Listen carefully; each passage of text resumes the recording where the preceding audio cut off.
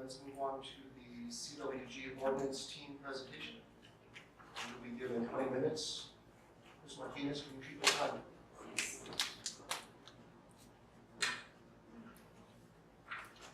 Do you want the full 20 minutes, or do you want 10 minutes and then break it up and then 10 minutes more, or how would you like to do it?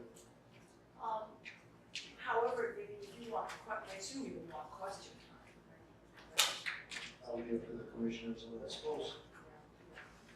I think because it's between the two of us, we'll try and work it through as hopefully 15 minutes and not 20. But thank you very much. My name is Mary Feldblum. I'm a resident of Sandoval County in Corrales, and I also represent the Oil and Gas Accountability Project, and I'm the leader of the ordinance team, which has been an interesting challenge to develop an ordinance that balances the need to protect the public health, safety, welfare, and the environment, along with the need to have responsible oil and gas development. What I want to have in your packet are proposed is a preliminary ordinance, and I wanted to just give you some of the assumptions about it, the framework, overall framework. It is a standalone ordinance. In other words, it's not amending our comprehensive zoning ordinance. And it's also based on an understanding of the ORD decisions and the UNM Law School clinic analysis, so our approach is, we think, legally sound. There are no districts in this ordinance. There's no banning of horizontal drilling, fracking, oil and gas extraction methods that are permitted by the state. The ordinance proposes 3 levels of permits, 3 different levels. There's a temporary preliminary oil and gas exploration permit, and that's the approval is done by the director for a maximum of 120 days with fewer requirements. There's an exploratory drilling permit, and this involves exploration but drilling a hole, not the surface, which is the first one. And that has more requirements, clearly. It includes roads, waste management, protection of archaeological, historical, cultural sites, and terrain management. And it requires a public hearing, and the final decision will be before you. Then there's the oil and gas development permit. This is the full-blown once oil and gas is discovered and considered marketable. The applicant would apply for this. And here there are many serious land use issues that must be addressed: noise, lighting, fencing, roads, traffic, protection of cultural properties, terrain management, wildlife, livestock issues, and emergency services are among them. And also, and which is of course the purpose of the CWG, the protection of water, both surface and groundwater. Baseline water testing will be required on and off-site with private and public wells. And then monitoring wells on site, and I'm putting a big may, also be required depending on the site, the geology and geology of the site. This permit naturally requires a public hearing, and the final decision will be before you. So 2 of the 3 permits would go before you. The first one is the temporary one, 120 days, where there's just surface exploration and not digging a hole. The importance of public hearings, and for many reasons. The public should be informed if there's drilling in their area and allowed to comment on the application. This is a heavy risk industry that will unquestionably impact communities, and it is beneficial to actually both the applicant and the community and the county to address these concerns in an open and transparent way. In fact, we think that the commission may want to consider a pre-application community meeting, which developers often do. That is not in our ordinance, by the way. The P&Z Commission also plays a very critical role in terms of checks and balances, giving an administrator the responsibility to approve drilling permits lacks transparency and accountability. It's issues that have become increasingly important to the public, and your eyes can be very important to do a check and balance when there's a recommendation for something so serious as drilling a hole in the ground for exploration and for production purposes. And then we've got people in the San Juan Basin area we visited, and they are the only area, people who've had experience with oil and gas. And we have found that they do want a public hearing, and they want a public hearing in their area. And so our ordinance addresses that, because there are 2 permits that require a public hearing, and the public hearing should be held in the area nearest where the site should be located. And so that's where we heard from them in one of our listening groups. And and so Terry, why don't you go on with what the importance of listening and the tribes. Right. I'll add a few more items that you discussed during the few listening sessions that we held. We heard from representatives that were of the Lahara community, and they expressed very deep concern for getting the water contaminated by oil and gas exploration. So they emphasized to us that they really would like to see some of the protections on that. But the tribal collaboration input that we did, in our ordinance, there was initially over 20 areas of tribal concern that were identified by those tribes.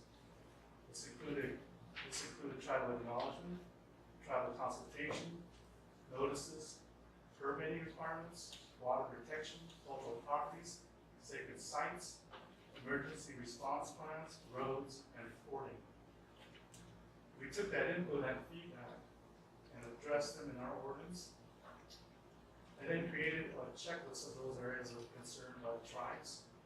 Through that checklist, I went through our ordinance and cross-referenced to those areas that were addressed, that addressed those areas of concern by the tribes. What the result was is that there was approximately 30 instances of areas that we addressed in our ordinance that were areas of concern by the tribes. Now those areas of concern are interwoven throughout our ordinance. So what that is telling us is that the ordinance itself needs to be addressed as a whole. So I would suggest that this commission take the time to read our ordinance as a whole. In addition to helping you address what we have on tribal areas of concern, what I'm going to do is I'll complete my checklist cross-referencing, and I'll submit a copy to this commission for you to assist you in reviewing this ordinance.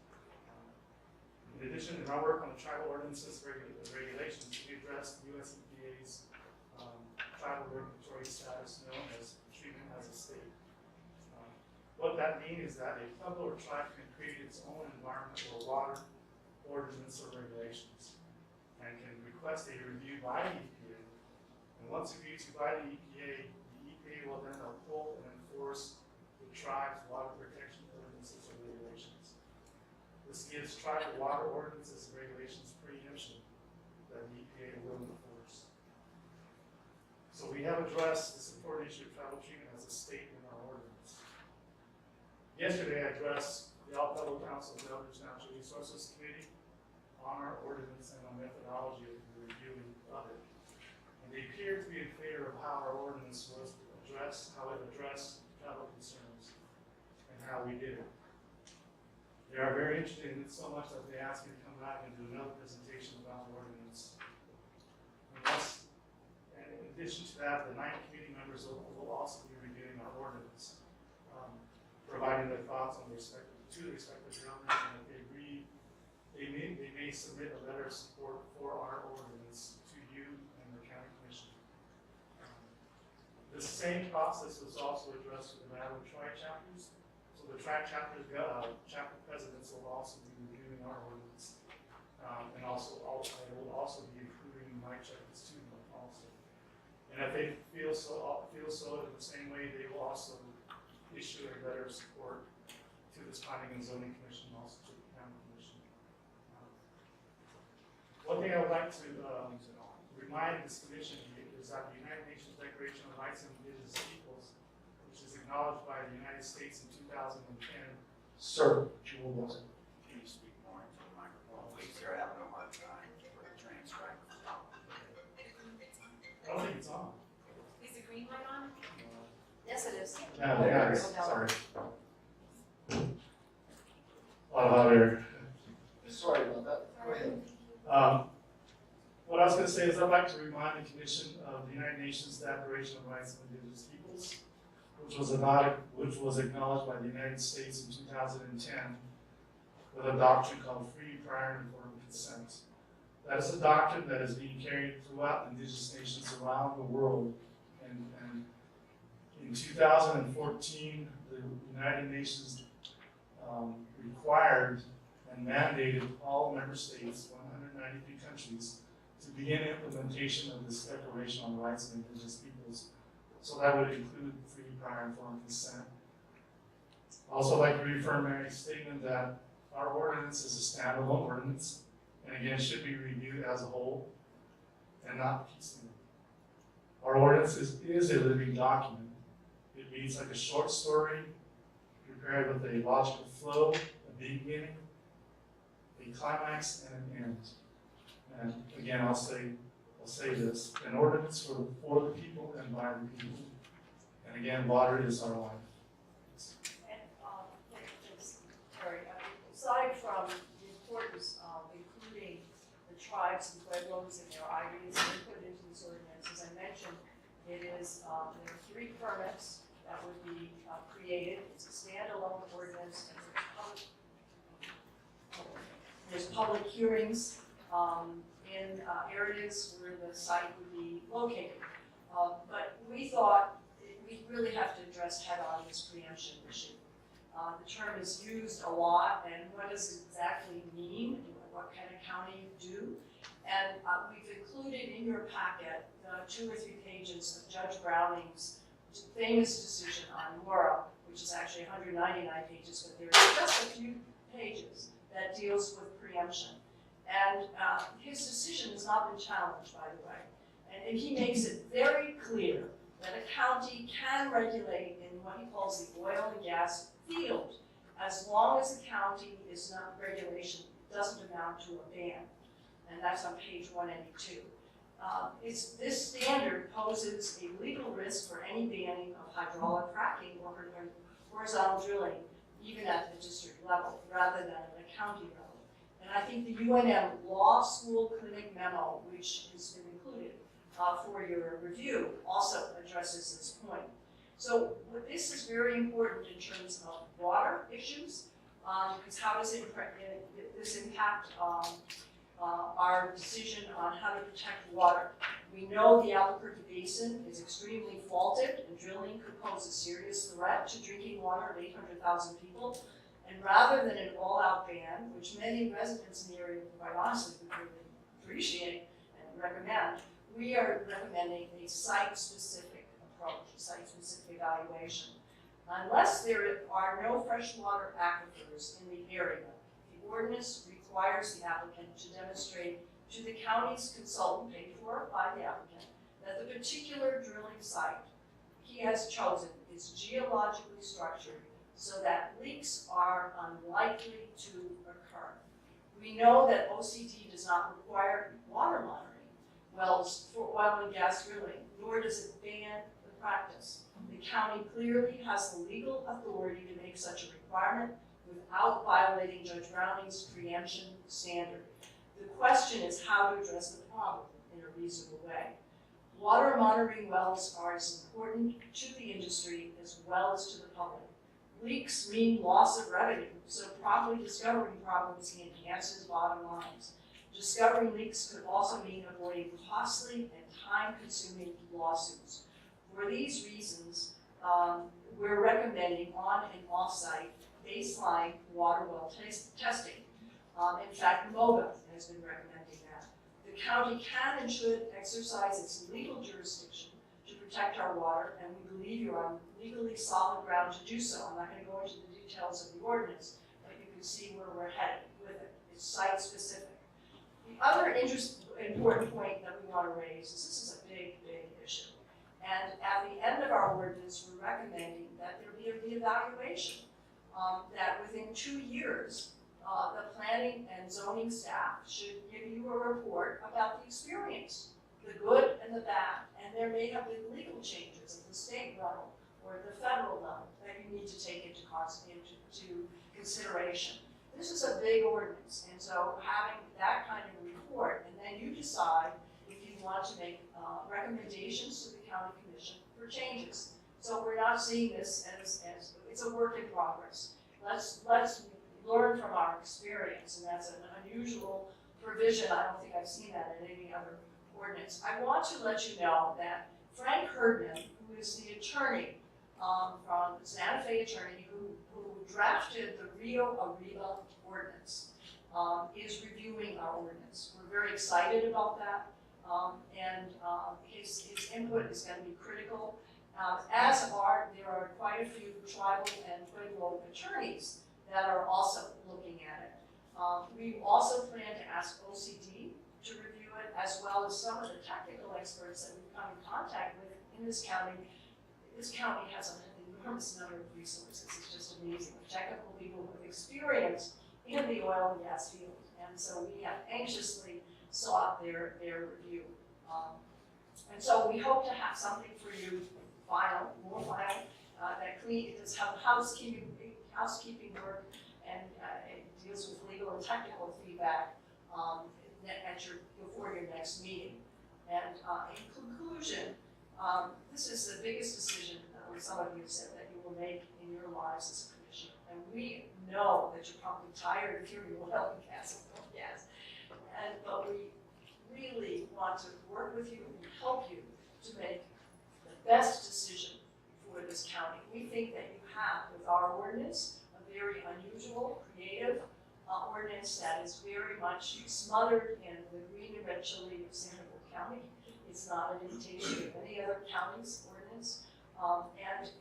We engaged in careful research. We looked at places that were oil and gas producing counties and cities, including Arlington, Texas, and Fort Worth, Texas. We found some very fascinating ideas with people who have experience with oil and gas.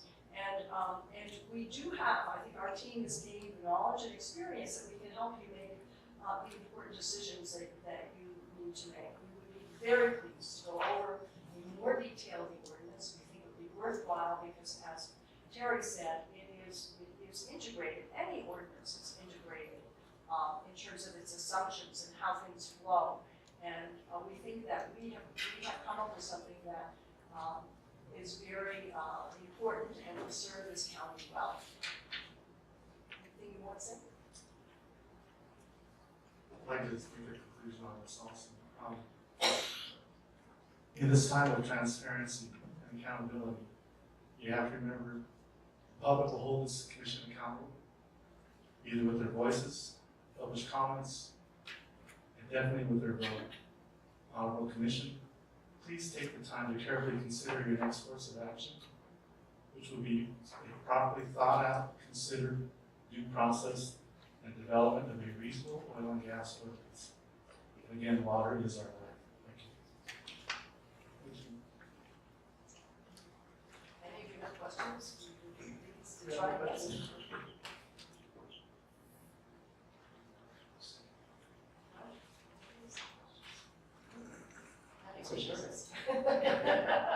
I have one question. I'd like to ask the director. Director, again, have you had a chance to look over the citizens ordinance? Yes, we have, Mr. Chairman. And could I get your professional opinion as far as being able to administer this ordinance? Can you administer this ordinance? We think this one in particular is very cumbersome to administer. We also think there's little pitfalls in the ordinance, if you will, that almost make it unadministratable. It's very difficult. Both citizens working groups are a lot harder to administer. That's in my staff report that I'll be giving. Okay. Thank you. Any other questions, anything else? No? Thank you guys very much.